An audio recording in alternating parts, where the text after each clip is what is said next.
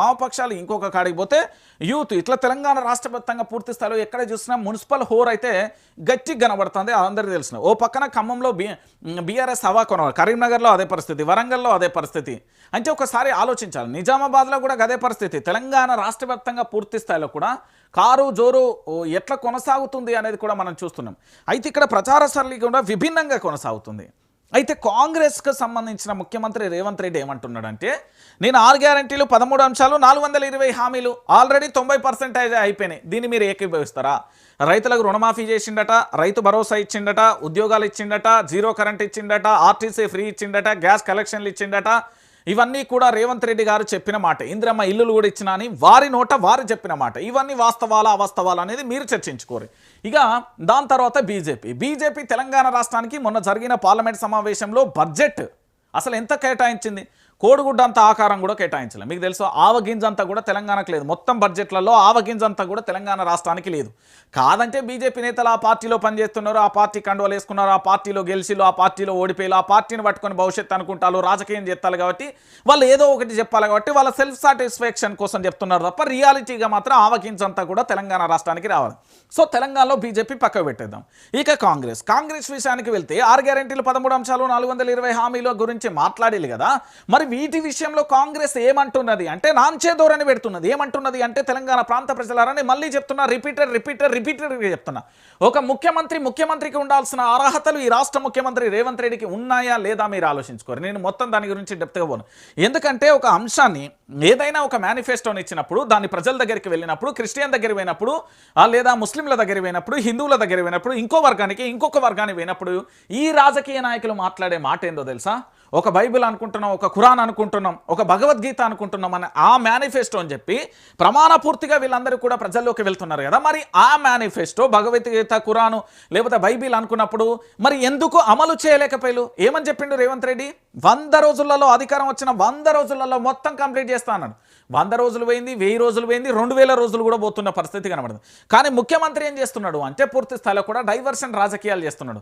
మీ అందరికీ తెలిసిన విషయంలో అదేంది, పూర్తి స్థాయిలో కూడా మీరు అందరూ ఉన్నారుగా, ఫోన్ ట్యాంపింగ్ సంబంధించిన ఎపిసోడ్ అతి త్వరలో కూడా సోషల్ మీడియా జర్నలిస్టులకు కూడా వస్తుంది, డిజిటల్ మీడియా కానీ జర్నలిస్టులకు కూడా ఇచ్చే ప్రయత్నం చేస్తున్నారు. టాపిక్ ఏదో ఒక చర్చ జరగాలి, ఏదో ఒక చర్చలు లీనమైపోవాలి. ఓ పక్కన సెంట్రల్లో పార్లమెంటుకు సంబంధించిన సమావేశాలు, బడ్జెట్ జరుగుతూ ఉంటే ఈ తెలంగాణ రాష్ట్రంలో కేసీఆర్ విచారణ కొనసాగింది. మీ అందరికీ తెలిసిన విషయం, నిజమో కాదో మీరే ఆలోచించుకోరు. ఇంకొక విషయం ఏంటంటే, ఓ పక్కన రేవంత్ రెడ్డి గారి స్పీచ్లో హైలైట్ కావడం కోసం ఏదో రకంగా టాపిక్ డైవర్షన్, అది ఎంత దారుణంగా ఉందంటే కుట్రపూరితంగా ప్రేరేపించే విధంగా జరుగుతున్నాయే ప్రతి ఒక్కటి కూడా. అయితే ఇక్కడ నేనేమంటున్నానంటే, నేను ఏది షే గుర్తుకు సపోర్ట్ చేస్తలేను, కారు గుర్తుకు సపోర్ట్ చేస్తలేను, బీజేపీ కమలానికి సపోర్ట్ చేస్తాను, నేను ప్రజలకు సపోర్ట్ చేస్తున్నాను. ప్రజలను ఏమంటున్నానంటే, మీరు అధికారాలకు సంబంధించి చూసారు, 14 సంవత్సరాలు మన ఉమ్మడి ఆంధ్రప్రదేశ్లో మన వర్ణాది 1956 నుంచి మొదలు పెడితే 2014 వరకు కూడా ఉమ్మడి ఆంధ్రప్రదేశ్ పరిపాలనలో ఉన్నాం. దాన్ని పక్కన పెడదాం. 2014 నుంచి 2022 వరకు తెలంగాణ పరిపాలన, తెలంగాణ రాష్ట్రం కోసం పోరాడిన వ్యక్తి కేసీఆర్ నాయకత్వంలో ఉన్నాం. 2022 నుంచి ఈ రోజు 2/9/2026 ఇప్పటి వరకు కూడా మనం కాంగ్రెస్ పాలనలో ఉన్నాం.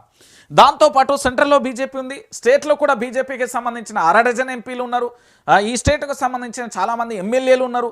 మరి తెలంగాణ రాష్ట్రంలో ఇక్కడ మన ప్రజల కోసం ఏ పార్టీ పోరాటం చేసిలో ఒకసారి మీరు ఆలోచించాను. నేను అందుకే చెప్తున్నా, ఓటు చాలా విలువైనది, ఓటు చాలా ఆయుధం. నేను మళ్ళీ చెప్తున్నా, ఒక రాజ్యాన్ని కూల్చాలన్నా, ఒక రాజ్యాన్ని నిలబెట్టాలన్నా, మీరు గెలవాలన్నా, మీరు ఓడిపోవాలన్నా, మన తలరాతలు మారాలన్నా, మన భవిష్యత్తు మారాలన్నా, మన తెలంగాణను మనం రక్షించుకోవాలన్నా, ఇక్కడ భూములను మనం కాపాడుకోవాలన్నా, మన పిల్లలకు గురుకులాల్లో చదివే పిల్లలకు మంచి భూవ పెట్టాలన్నా, నిరుద్యోగులకు ఉద్యోగ అవకాశాలు కల్పించాలన్నా, జర్నలిస్టులను మీరు రక్షించుకోవాలన్నా, అక్రమ కేసులను బయట పెట్టాలన్నా, దాంతోపాటు ప్రభుత్వాల అవినీతిని ఎండగట్టాలన్నా మీరందరూ కూడా మీ చేతిలో ఓటు ఉంది. ఆ ఒక్క ఓటుతో ఎంతో మంది, ఎన్నో వర్గాల తలరాతలు మారుతాయి. దయచేసి నేను చెప్పేది ఒకటే, ఆ తలరాతను మార్చే ఓటు హక్కు మీ దగ్గర ఉన్నది.